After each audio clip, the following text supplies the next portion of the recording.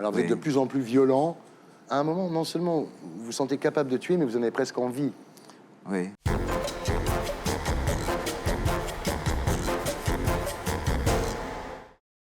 En P3, après le zapping et Guillaume, nous accueillerons notre invité du samedi 20h. Ce soir, Daniel Tibi, pour son livre témoignage, 900 jours, 900 nuits dans l'enfer d'une prison équatorienne où, pour survivre, il a dû devenir un animal sauvage. C'est absolument terrifiant, cette histoire. Daniel, rebonsoir. Vous publiez aux éditions Jacob Duvernay un livre témoignage intitulé 900 jours et 900 nuits dans l'enfer d'une prison équatorienne, où vous racontez comment, accusé à tort de trafic de drogue, vous avez été enfermé 900 jours dans l'un des pires pénitenciers du monde. On va voir pourquoi, on va voir comment. Vous êtes né le 23 novembre 1958 à Paris. Vous faites un bac pro en électronique.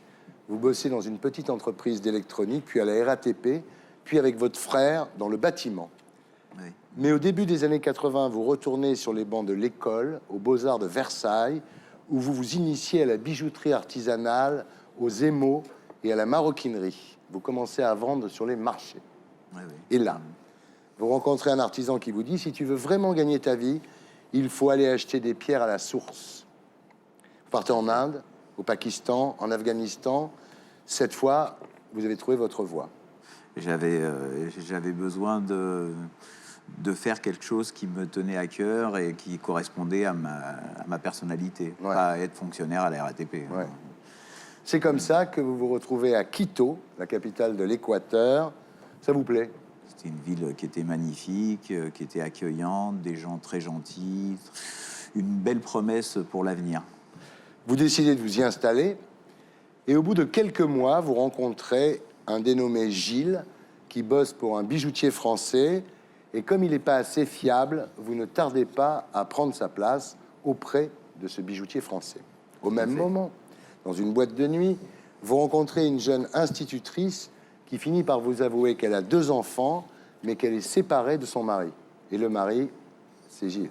Eh oui, c'est une surprise de Ouais, taille. de taille, qu'à de le dire. Vous devenez rapidement l'un des premiers négociants en pierres précieuses de Quito. Vous gagnez de l'argent et votre couple avec Béatrice donne naissance à un premier enfant. Oui. Mais vous faites des jaloux, à commencer par Gilles, dont vous avez piqué la femme et le boulot. Ça s'est fait comme ça, c'était pas du tout prémédité, Ouais. mais bon, dans les la vie. faits, c'est comme ça que ça s'est passé. Voilà. Et là, le 27 septembre 1995, alors que vous vous préparez à rentrer en France avec 150 000 euros de pierres précieuses, vous allez être arrêté. Ouais. Ce jour-là, vous trouvez Gilles chez vous, parce qu'il vient pour voir Oui, ses oui. 2 petites filles qu'il avait eues avec Béatrice, donc il venait assez souvent finalement. Oui, oui, je l'autorisais à venir chez moi pour voir ses enfants, c'était Ouais. tout à fait normal. Ouais. Mais je n'avais pas perçu qu'il avait, en fait, il nourrissait une rancune Terrible. terrible. Terrible. C'est là qu'en quittant votre appartement, vous faites arrêter par 2 policiers qui vous demandent de les accompagner dans la ville de Guayaquil.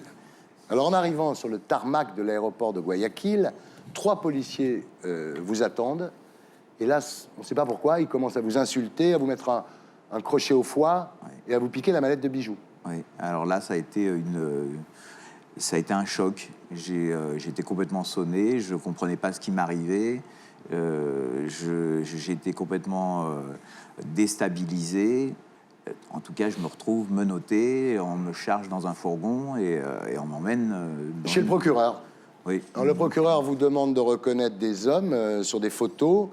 Et effectivement, sur l'une, vous reconnaissez un homme qui sort de votre immeuble, un type qui voulait commercialiser des vêtements en Europe. Et vous lui aviez dit, moi, je ne suis pas là-dedans. Et vous ne l'aviez jamais revu. Non. Sauf que le problème, c'est que ce type avait signé une déposition où il affirmait vous avoir acheté 2 fois 50 grammes de cocaïne. Oui. Et c'est comme ça que j'ai appris ce qu'on me reprochait. Alors là, vous êtes conduit au centre de réhabilitation sociale de Guayaquil, au pavillon de la quarantaine. C'est horrible. Ça n'a rien de réhabilitant, hein. Ah non, c'est la cour des miracles, puissance 1000. C'est insoutenable, hein. D'abord, ça sent la sueur, l'urine, le vomi, la merde. Enfin, quand on arrive, c'est terrible, quoi. C'est indescriptible, Ouais. c'est inhumain. faut payer pour dormir, Oui, faut payer pour manger, oui. et comme vous n'avez pas d'argent, vous demandez qu'on vous fasse crédit. Bah oui. Là, c'est tout un. Je prends conscience du système carcéral équatorien, Ouais. et particulièrement celui de Guayaquil, Ouais. qui est un système complètement à part. C'est anachronique. On a l'impression d'être au Moyen Âge. Ouais. Par exemple, les toilettes, il n'y a pas de porte, pas de lumière, pas de cuvette, des trous dans le sol et des fumeurs de crack. Qui sont à l'affût des moindres gestes pour pouvoir agresser, voler ou tuer. Alors là, vous retrouvez tous les hommes dont le procureur vous avait montré la photo, à commencer par Eduardo, celui qui vous avait balancé. Et lui, ce Eduardo, vous dit que les flics l'ont obligé à signer. Oui, tout à fait, oui. En lui disant que s'il signait pas les aveux, qu'ils allaient emprisonner sa femme. Et Ouais. donc, par désespoir, il a fini Il a par signé. craquer. Il a signé, oui. Alors bientôt, vous réalisez que vous ne pouvez pas sortir du pavillon de la quarantaine, c'est-à-dire que vous êtes dans une prison à l'intérieur de la prison. Oui, là, c'est quelque chose d'insoutenable. Mentalement, ça devient une torture qui est ingérable. Et puis la violence est extrême parce qu'il n'y a pas de cumul de peine. Si vous tuez quelqu'un, ça n'augmente pas votre peine. D'ailleurs, la vie ne vaut rien là-bas. Ouais, ouais, Pour 10 $, on paye l'assassinat de n'importe qui. ouais. Alors là, vous commencez à devenir très violent vous-même. Un jour, vous vous retrouvez en train d'étrangler un portier qui ne veut pas vous laisser sortir du pavillon. C'est-à-dire ça influe sur vous. Et là, on vous dit que tant que vous n'aurez pas fait tuer quelqu'un pour l'exemple, vous ne serez pas pris au sérieux. En fait. Voilà. Donc, c'est la loi de l'endroit. Alors un jour, votre femme Béatrice finit par vous rendre visite. Elle est enceinte, mais elle est très amaigrie. Et vous apprenez qu'elle voit Gilles quand il vient voir ses filles chez vous. Là, Oui. vous pétez un câble. J'avais réussi à obtenir un téléphone, et à chaque fois qu'on était en communication téléphonique, j'entendais en bruit de fond chez moi des paroles, enfin des échanges de dialogue, et je reconnaissais la voix de Gilles. Et là, je sombrais dans la folie. Et c'était la seule personne qui était susceptible de m'aider à sortir, et je me sentais trahi, mais au plus haut point, et sans pouvoir réagir d'aucune manière. Alors là, elle vous laisse de l'argent, vous payez vos dettes, vous leur demandez de retrouver votre mallette de bijoux et de vous trouver un bon avocat, mais ça prendra beaucoup de temps. Alors vous êtes de plus en plus violent. À un moment, non seulement vous vous sentez capable de tuer, mais vous en avez presque envie. Oui, c'est quelque chose, c'est une mutation qui s'est opérée au fil du temps, au fil des jours, des nuits sans dormir, d'être toujours sur le qui-vive. Et je me suis aperçu que j'étais en train de me transformer, que je perdais mes valeurs humaines, mais je devenais enragé. Ouais. Alors, on vous change finalement de pavillon. Alors, au début, vous êtes content, vous réjouissez. Mais en fait, le nouveau quartier est pire. Parce que, d'abord, quand vous arrivez, le colocataire présumé, lui, ne veut pas quitter la cellule. Donc, vous vous retrouvez en train de dormir devant la cellule sur un banc. Et puis, ce quartier qui avait l'air tranquille le jour, la nuit, c'est l'enfer. Parce que c'est l'enfer du jeu, d'abord. Et puis ensuite, l'enfer de la drogue. Les mecs fument du crack et ils délirent pendant la nuit. C'était, je les compare à des chauves-souris parce que toutes les lumières étaient éteintes et on voyait juste le bout de leur cigarette qui brillait avec leurs yeux complètement illuminés dans le noir, et avec cette odeur âcre qui envahissait tout le pavillon, et ça crée, c'est un climat d'horreur, de film d'horreur. Alors Béatrice fait des allers-retours entre Quito et Guayaquil, mais vous trouvez qu'elle en fait pas assez. Elle a toujours pas trouvé d'avocat. Vous la soupçonnez à cette époque d'avoir renoué avec Gilles? Oui, ça commençait. Alors dans cette prison, en payant, on peut faire venir sa femme. Il y en a même qui vivent à l'année avec toute leur famille. Hein. C'est assez tout à fait, oui. Des gens qui n'ont pas de ressources, dont la femme ne travaille pas à l'extérieur.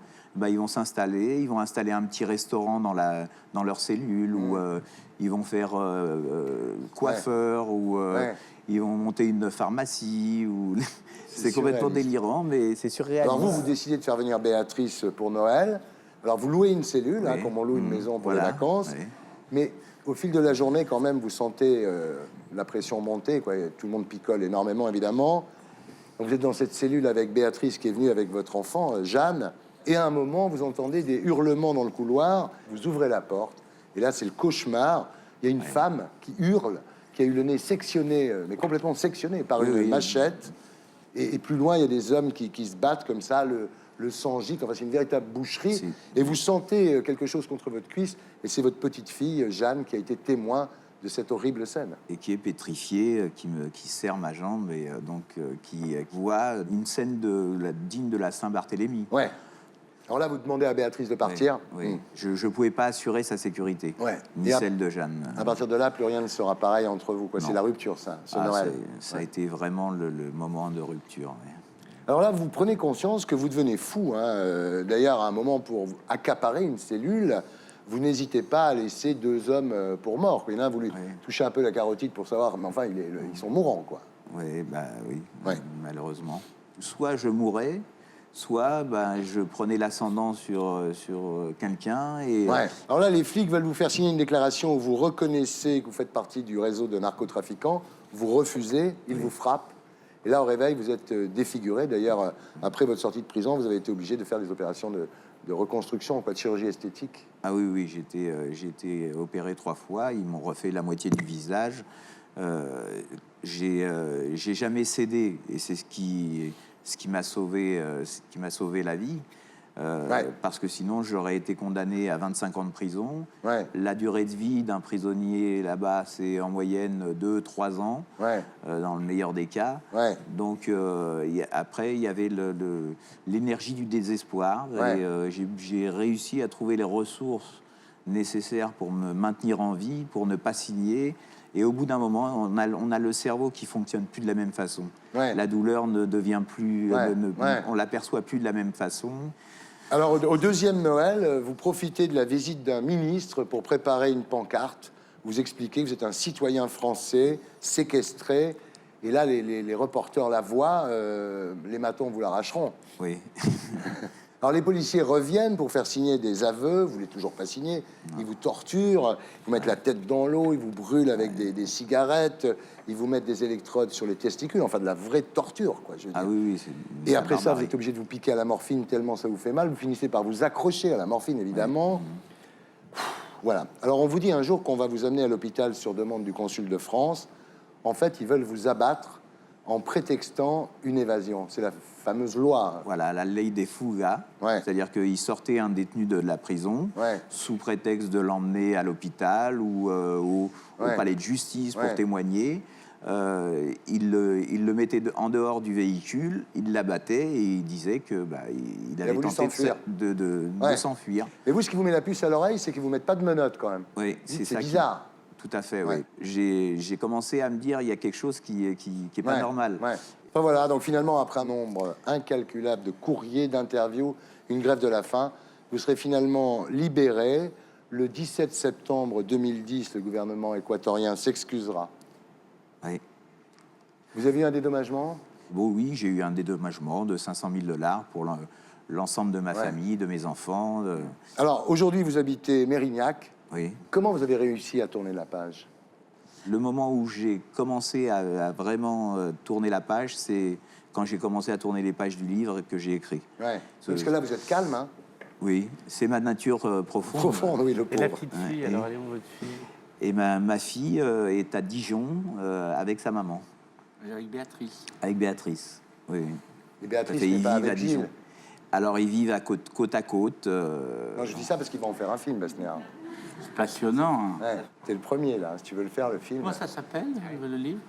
900 jours, 900 nuits dans l'enfer d'une prison équatorienne. C'est trop long. Bien. Merci. Et pour être sûr de ne rien rater de Inarditube, abonnez-vous et mettez un pouce bleu.